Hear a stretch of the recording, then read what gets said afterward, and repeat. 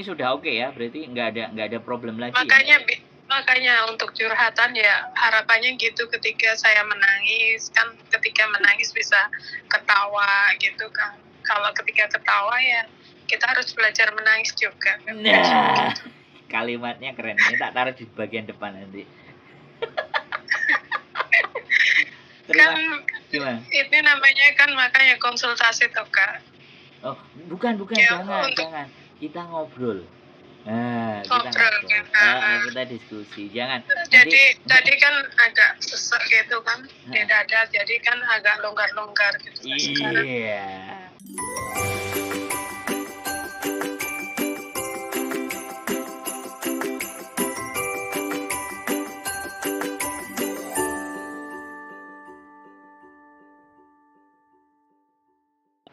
Wong ganteng sak donya. Oh, Kak Sandro. Tolong jangan disebutkan nama sampean dan nama siapapun ya, karena ini sudah masuk ke YouTube. Oke, nggak apa-apa Kak. Bagaimana? Seperti apa? Lagi sumpek aja. Wah, sumpek ini senengan saya, ngomong dengan orang-orang yang sumpek. Gimana? Apa yang lagi disumpekkan? Aku tuh udah ikut sama bosku itu udah 12 tahun kan. Terus aku itu mulai sumpek itu karena kan keluarganya kan nggak di sini kan, nggak di Hongkong gitu. Terus sekarang dia lagi bucin gitu, maksudnya ya bucin lah gitu ya sama. Tapi keluarga dia kan nggak di sini, cuma aku kok kayaknya ikut sumpek gitu ya. Jadi ikut sumpek. Terus? Iya, kayak merasa bersalah sama nenek dulu kan, nenek yang sudah meninggal. Terus sama mamanya, sama anak, sama istrinya gitu kan. Nggak apa-apa. Kalau memang mau nangis, keluarkan semuanya air matanya. Nggak apa-apa, Mbak. Di sini. Terus. Lanjut. Sebenarnya kerjaannya kan orangnya baik sih. Memang baik, semua baik itu. Cuma aku kok kayaknya nggak terima gitu.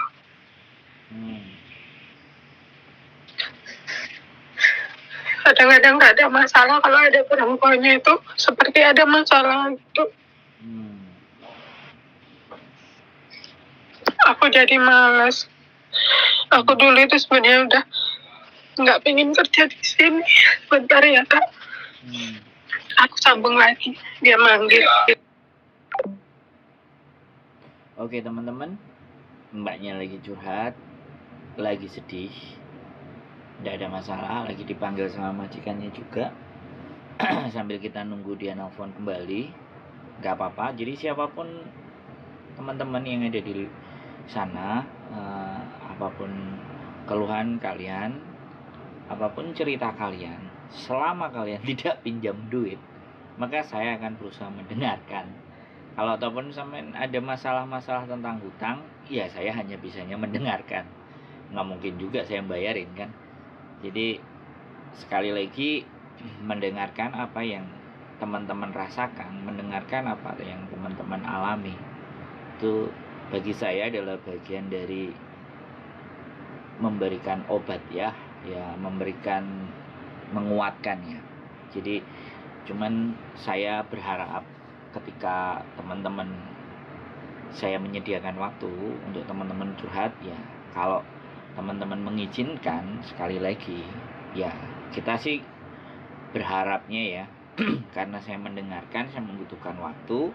Nah, waktu masa mendengarkan itulah yang saya up di konten. Jadi membahas tentang sebuah persoalan ataupun masalah, kemudian kita naikkan di konten, sekali lagi ya kan, itu juga membuat orang jadi bisa lebih lega. Dan saya juga punya waktu, dan yang lain juga bisa belajar dari peristiwa yang dialami si mbak yang curhat tadi. Karena pengalaman itu tidak harus kita sendiri yang menjalani gitu, tapi kita bisa belajar dari pengalaman orang lain. Jadi seperti itu ya teman-teman.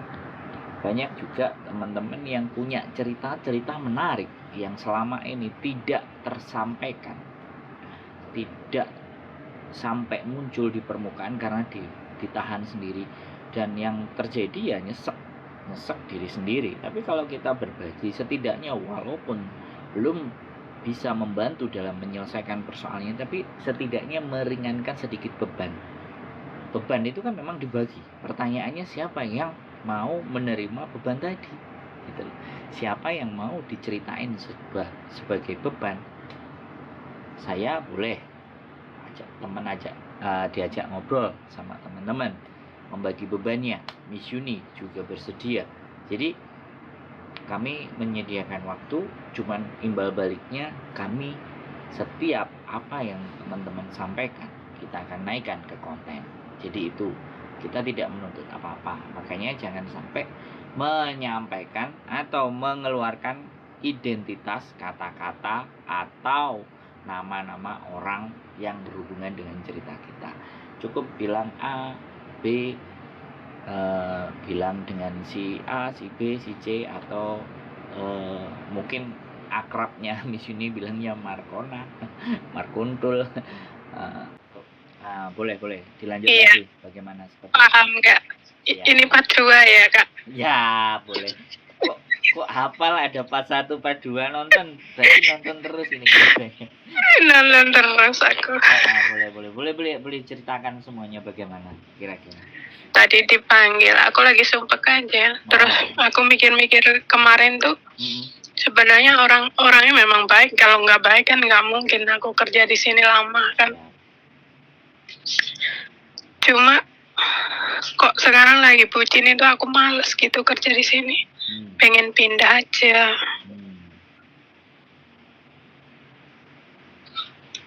Tadi perempuannya juga bilang sama aku, nggak usah marah dia.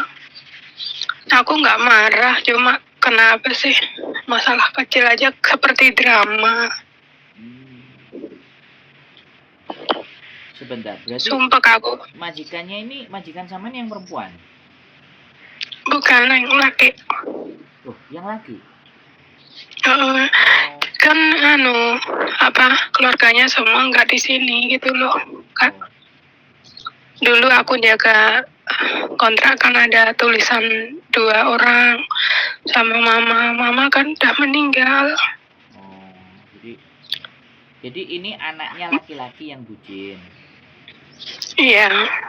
Terus aku kan dulu nggak pernah, kalau aku kan itu urusan dia sih. Aku nggak pernah ngurus dulu dia gitu. Cuma sekarang kan sudah seperti satu rumah gitu loh. Sering kesini gitu. Terus jadi Samen tinggal sama berapa orang ini? Anaknya doang? Kenapa Kak? Samen tinggal sama anaknya saja? Iya, dari dulu cuma sama dia. Cuma kan dulu nenek kan ada di lantai bawah gitu loh kan, satu flat gitu kan, 2 keluarga. Cuma mereka ada pembantu sendiri. Cuma aku ditulisin 2 di kontrak itu jaga 2 orang, dia sama mama. Mama kan udah meninggal gitu kan. Yang aku jaga kan mantan artis. Oh, mantan artis. Jadi mamanya itu artis. Iya. Sudah meninggal. Kayak aku pernah dengar aja. Orang artis terus ada yang pernah cerita juga sih, baik majikannya artis terus ibaratnya public figure gitu kan. Tapi pertanyaan saya begini nih. Apakah Samen mencoba mau berkomunikasi karena memang privacy ya, nggak bisa ya diajak ngomong? Iya nggak bisa, cuma tadi aku marah itu kan dari kemarin tuh. Aku daripada raut mukaku udah jelek, tambah maksudnya tambah jelek kan. Nanti saya kan orangnya nggak tipe gimana, kalau nggak cocok udah mendingan aku yang keluar, karena kan saya merasa diri saya kan cuma ngenger toh Kak. Jadi bagaimana keburukan dia itu majikan gimana, kita kan cuma numpang gitu, kita yang tahu diri gitu kan. Tapi ini mau finish udah masih lama? Kenapa saya nggak bulan 4 udah habis? Makanya aku kan aku itu udah berpikiran lama, nggak pengen, aku udah pengen ganti lah gitu, daripada nanti muka aku udah masem, udah jelek masem gitu kan, malah sering bentrok gitu kan. Kalau orang duitnya banyak cantik kok Mbak, biasanya gitu sih. Loh iya dong. Ya bagaimanapun nggak ada uang ini Kak. Walaupun ada uang, kalau direnovasi tetap jelek ini Kak. Muka saya ini. Jeleknya permanen berarti ya. Kalau permanen asli ini. Ya, kalau sumpuk-sumpuk kan kita mesti agak belokkan sedikit loh Mbak, Ben, enggak terlalu ruwet kan gitu. Saya belokkan, ternyata jeleknya lebih permanen. Kalau kalau saya sih berpikirnya enggak. Biasanya teman-teman itu kalau hari Minggu kan cakep-cakep gitu kan. Hari biasa baru belum mandi, kaosan, sendelan jepit, belanja ke pasar. Soalnya kan sama aja kalau saya. Soalnya mantan sales soalnya, jadi mantan sales udah tahu gitu. Mereka keluar hari Minggu dan keluar hari Senin, Selasa, Rabu beda gitu kan.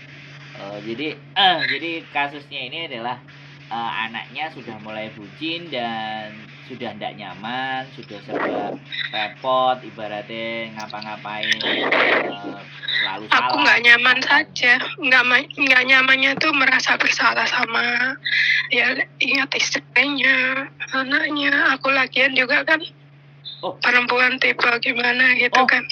Berarti selingkuh ini berarti?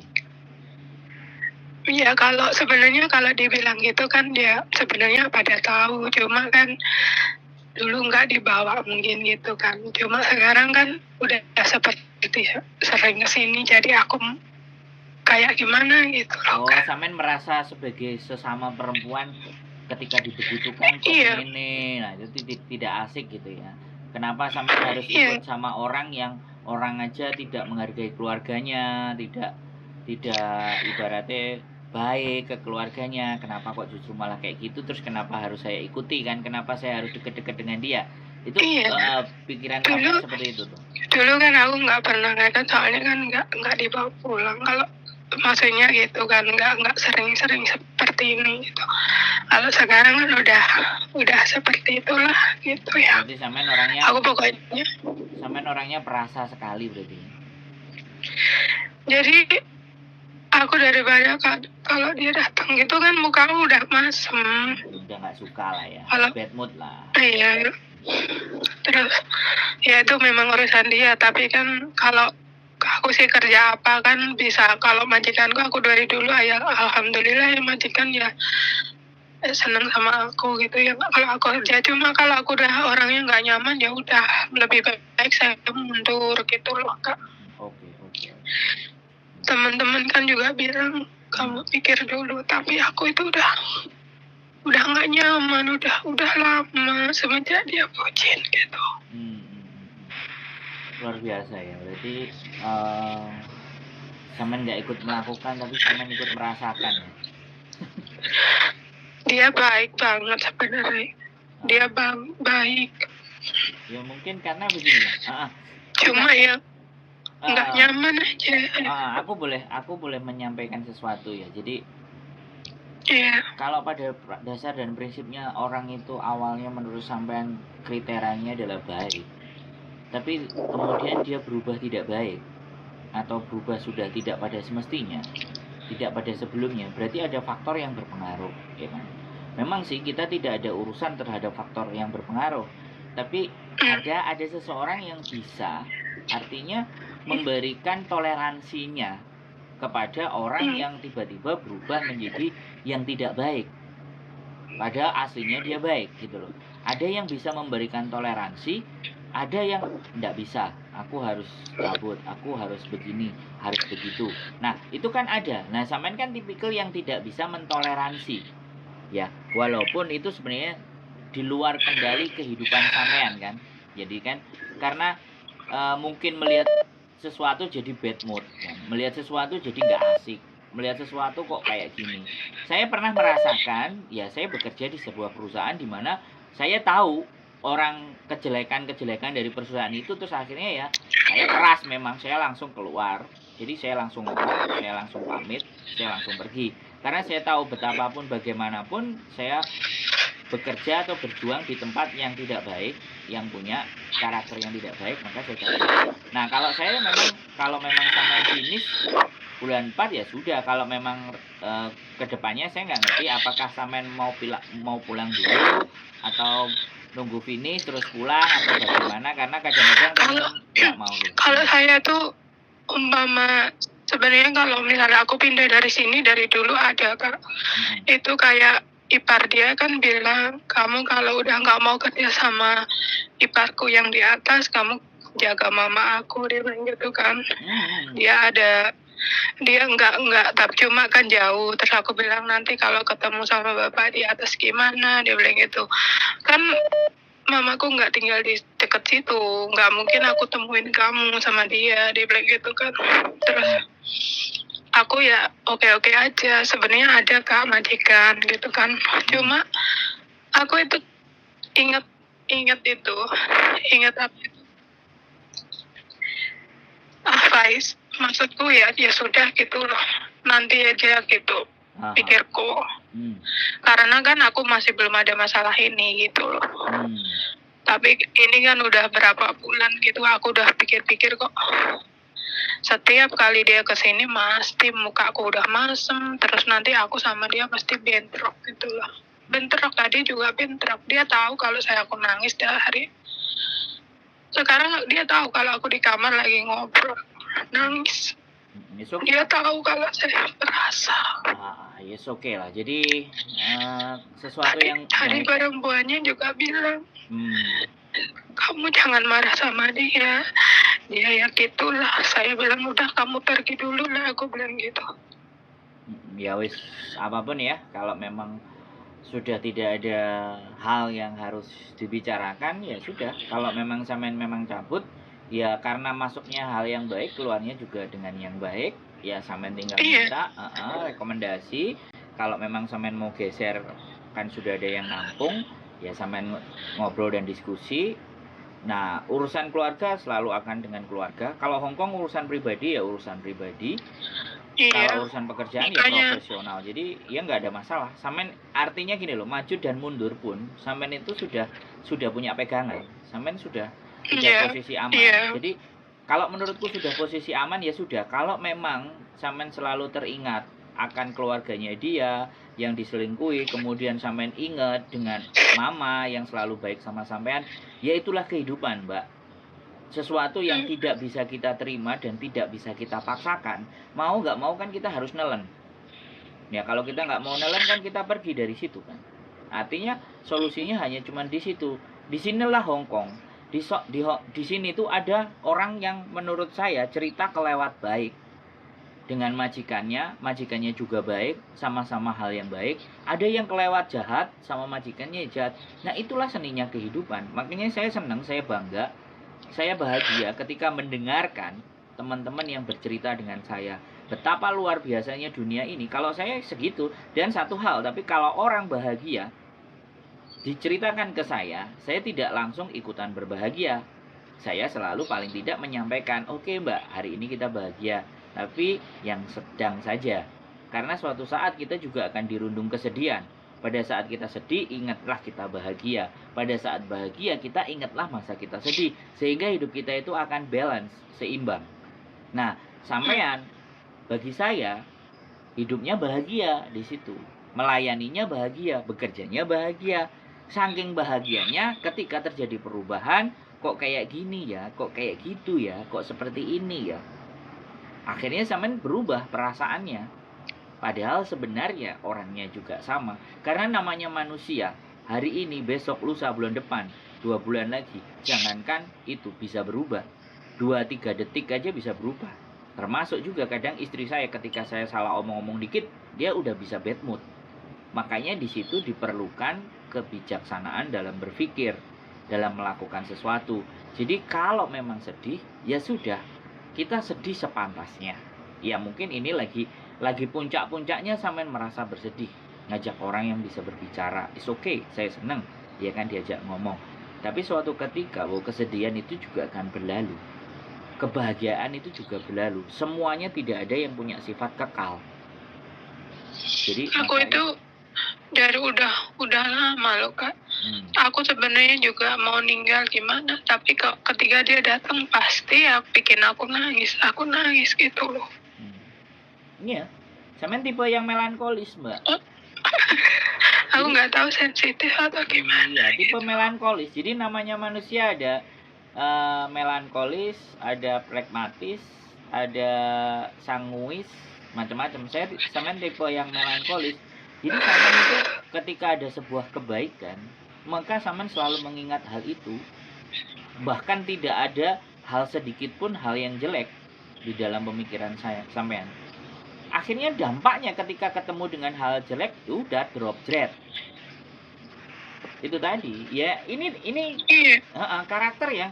karakter di mana bahwa sampean orang yang tidak bisa membiarkan hal buruk itu ada terjadi di depan sampean, kan itu tuh.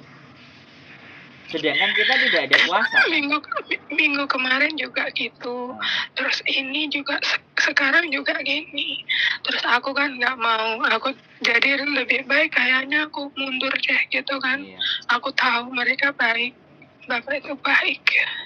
Cuma mungkin aku udah nggak nyaman.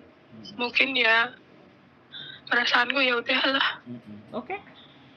Biar dia juga bebas ya Kak. Ya sebenarnya bukan dia bebas ya. Tidak ada efek dan pengaruh bagi dia ada dan tidak adanya sampean menurut saya, ya kan. Sekali lagi dia punya kehidupan sendiri yang dia jalanin dan dia juga punya masalah sendiri. Sampean pun juga sama dan itu tidak bisa dicampur adukan. Jadi sampean juga persoalan sendiri, sampean punya masalah sendiri. Jadi kalau memang itu keputusan terbaik ya sudah, tinggal. Karena memang sekali lagi saya cuma berpesan bahwa berburu dolar, bekerja di sini itu banyak sekali variasi atas bawah kiri kanan, banyak sekali masalah, banyak juga kebahagiaan. Jadi semuanya itu sama-sama bercampur dan saya senang berada jadi manusia yang ada di tengah-tengah itu. Kalau tipikal sampean ini, saya bilang berceritanya kebahagiaan, Mbak. Bukan kesedihan. Cuman kebahagiaan yang terlalu dalam sehingga melihat sesuatu yang enggak baik sampean jadi sedih gitu. Loh sampean kan ngerti kan sing digepuki ya kan, dicakari. Iya. Ya, itu kesengsaraan ya kan. Tetapi kalau cerita sampean ini cerita kebahagiaan menurut saya.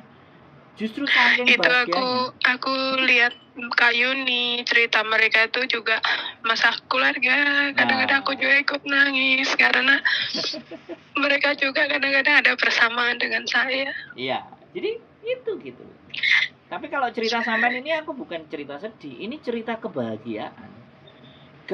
Kebahagiaan yang terlampau dalam di dalam diri sampean. Sehingga akhirnya juga berpengaruh. Makanya sudah disampaikan, sesuatu itu kalau berlebihan itu jadi tidak baik. Kok ketawa? Lu ya, sampean ini bahagia, Mbak. Menurut saya bahagia. Iya.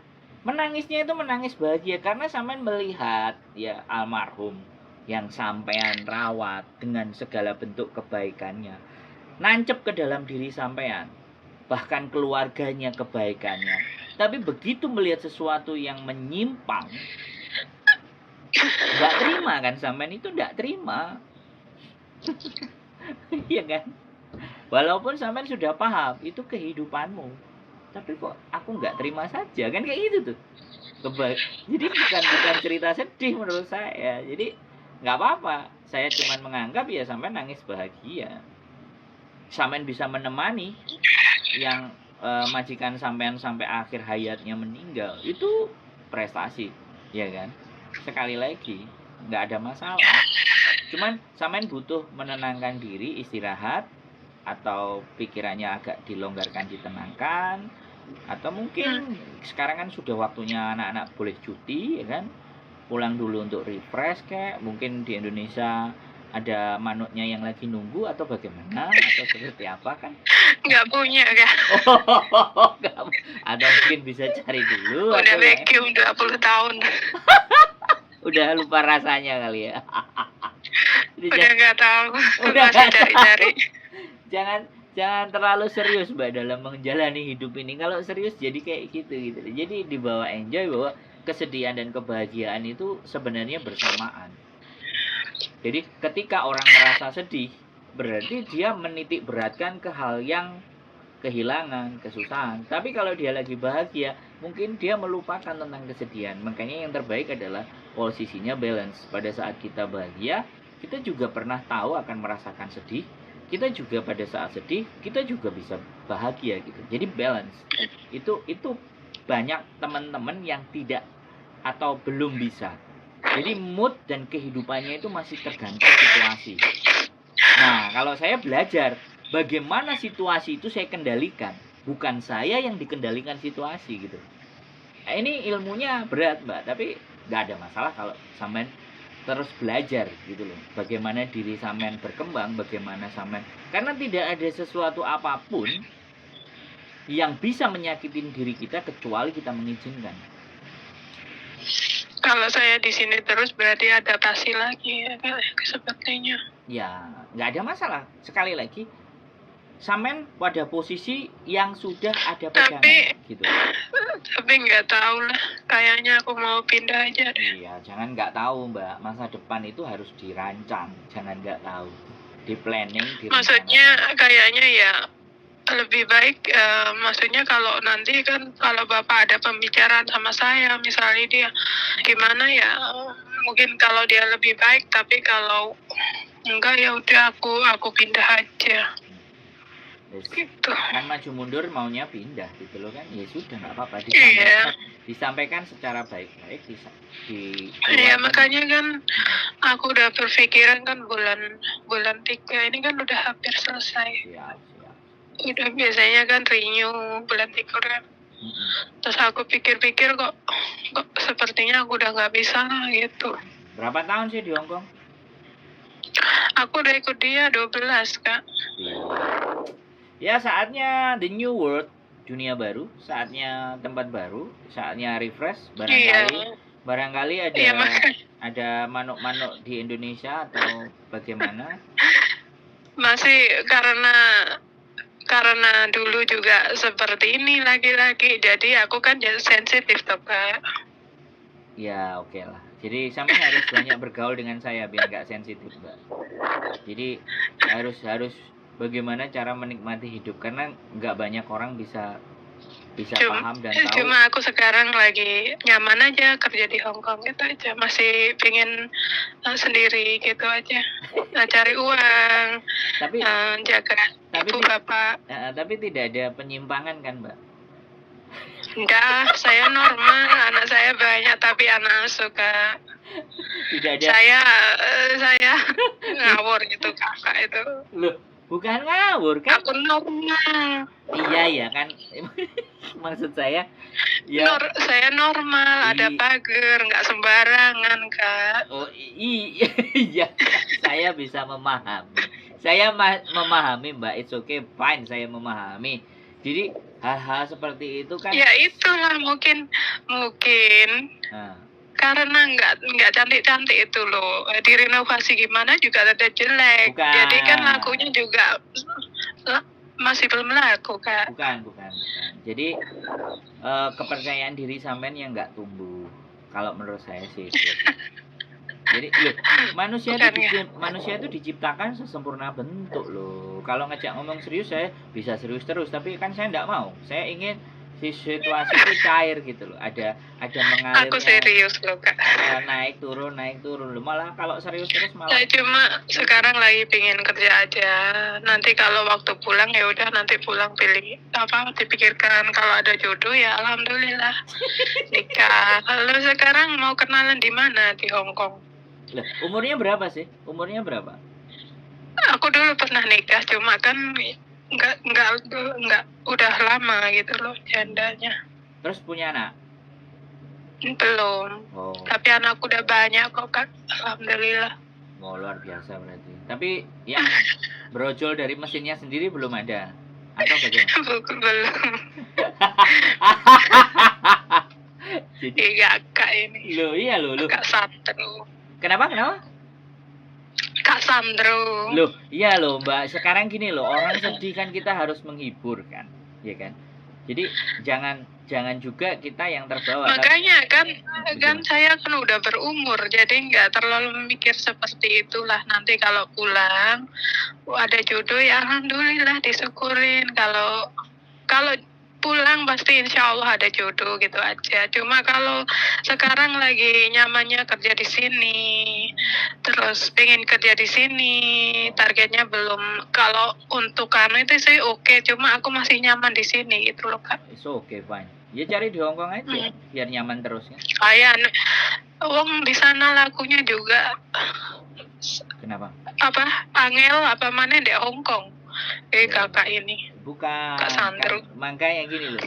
Kan manusia diciptakan berpasang-pasangan toh, gitu loh. Ya tahu. Lah iya, kalau sudah tahu ya jangan dipungkiri. Kalau pasangannya jangan rendah diri gitu loh. Mungkin karena sampean perasaan kayak gitu. Coba deh sesekali nanti libur coba pakai lipen kayak gitu kan, agak sedikit beda. Walah. Itu udah lain lagi tujuannya, Kak. Loh. Gini loh, Mbak. Sekarang saya tanya, seseorang memang kadang-kadang tampilan alamiah dia lebih senang. Tapi kan tidak ada salahnya ketika kita menghargai diri kita sendiri dengan cara misalnya. Tapi kalau di sini untuk apa? Loh, bukan kan gini loh, Mbak. Sekali lagi, nah ini tipe sampean yang cara berpikirnya menurut saya skeptis ya. Jadi jadi sampean hanya berpikir ke dalam saja. Jadi ketika berpikir ke dalam akan susah ya ketika sesuatu itu mau mendapatkan apapun kalau kita hanya berpikirnya ke dalam. Karena manusia itu boleh berpikir ke dalam, boleh berpikir keluar. Jadi di dunia ini tidak hanya yang ada di dalam saja, tetapi yang ada di luar itu juga lebih banyak. Makanya ketika kita berpikir di luar dan berpikir di dalam, itu kan akan balance, akan seimbang. Kita tidak gampang merasa sedih, kita juga tidak terlalu bereforia. Jadi kita karena dalam dan luarnya ini balance, seimbang. Sekali lagi saya bilang, mungkin yang kita pikirkan Allah cuman kayak gini aja, Allah cuman begitu aja, Allah buat apa sih kayak gini, Allah buat begitu. Kebanyakan Allah-Allahnya. Padahal kita belum tentu ketika itu kita coba, ternyata menyenangkan juga ya kayak gini. Mencoba sesuatu yang baru, ya, mencoba hal yang baru itu tidak salah. Justru itu menyeimbangkan diri kita, Mbak. Kalau saya ngomongnya begitu gitu loh. Banyak sekali orang-orang yang kaku dengan cara berpikirnya. Nggak apa-apa, nggak ada masalah. Tapi ketika dengan ngobrol dengan saya, ibaratnya saya berharap bahwa kehidupan itu tidak melulu seperti yang hanya kita pikirin aja. Ada di luar sana yang tidak kita pikirin dan sebenarnya bisa kita jangkau, sebenarnya kita raih. Cuman kadang-kadang kita kurang percaya diri. Nah, krisis-krisis kepercayaan diri inilah yang menyebabkan seseorang itu akan mudah merasa minder. Gitu loh, Mbak. Guyu terus. Bisa nangis, bisa ketawa ya. Luar biasa ya ini. Konten kita ini ada bisa nangis, bisa ketawa jadi satu ya kan. Menarik. Tapi ya, iya. Setelah ini sudah oke ya. Berarti nggak ada problem lagi. Makanya untuk curhatan ya harapannya gitu, ketika saya menangis kan, ketika menangis bisa ketawa gitu kan. Kalau ketika ketawa ya kita harus belajar menangis juga. Nah, kalimatnya keren. Ini tak taruh di bagian depan nanti. Kan gimana? Ini namanya kan makanya konsultasi toh Kak. Oh, bukan ya, jangan. Kita ngobrol. Nah, kita diskusi. Jangan. Tadi kan agak sesak gitu kan di dada, jadi kan agak longgar gitu. Iya. Kalau sesek sabuknya jangan terlalu kenceng, Mbak ya. Pakai yang koloran. Pakai yang koloran saja. Udah nggak sabukan, tapi udah kegemukan, jadi udah sisep kan. Udah sisep. Iya udah Kak, terus nanti kalau aku pindah, insya Allah. Siap. Nanti tak catat. Ya, oke. Aku juga mau ganti sama paket. Oke. Ya, semangat. Artinya sampean selalu semangat. Tidak ada yang lebih baik di dunia ini selain kita memperbesar rasa syukur. Itu saja. Iya. Iya, amin. Selalu bersyukur, Terima kasih. bahagia, sehat selalu. Oke. Terima kasih, Kak. Siap. Ayo. Ya, Assalamualaikum. Waalaikumsalam Selamat siang. warahmatullahi wabarakatuh. Selamat siang. Yuk. Oke, menangis dan tertawa itulah kehidupan. So, ketika kita menangis, ingatlah pada saat kita tertawa. Dan saat kita tertawa, ingatlah bahwa kita pernah menangis. Demikian dari saya, mudah-mudahan bermanfaat. See you the next video. Bye-bye.